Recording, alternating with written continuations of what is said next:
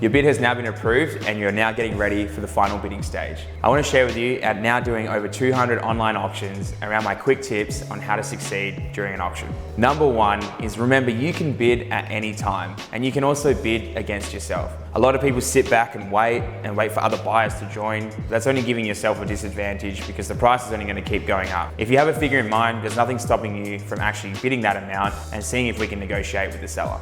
Number two, remember that there is always a minimum bid increment. One of the really great ways to throw off other buyers is to bid odd amounts. So let's say the minimum bid increment is 10,000. If you were to bid 13,300, that tends to throw other buyers off and sends an impression that you have a bigger budget than them. Often I've seen other buyers who are on the receiving end of this decide that that property isn't for them anymore because they feel as though the other buyer is more aggressive than them or perhaps wants it more than them. So it can be a really great way to throw other buyers off and put yourself in a really strong position. Number three, when the final bidding stage is about to begin, it's always really good to be the leading bidder at the commencement of the final bidding stage. Now remember, you can bid at any time, so with the 10 minutes or 5 minutes until the final bidding stage is about to start, it can be a really good time to put an aggressive bid in or even just the minimum bid increment into the app, so that way you're leading the bidding when the final bidding stage starts and the other buyers are now on the back foot and have to make a decision.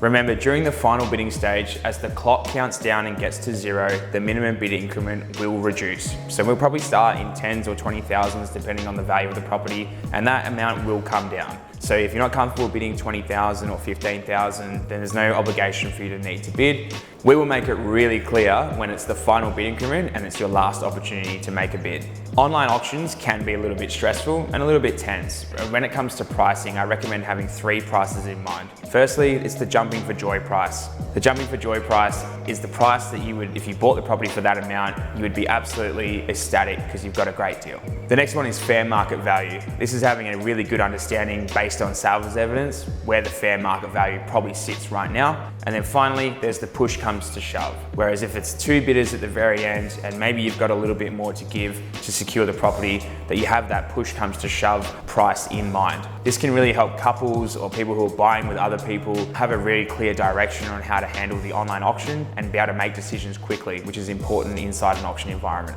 I hope this video helps and I wish you all the very best for the online auction. Remember, we're here to help, and if you have any questions, please give me a call.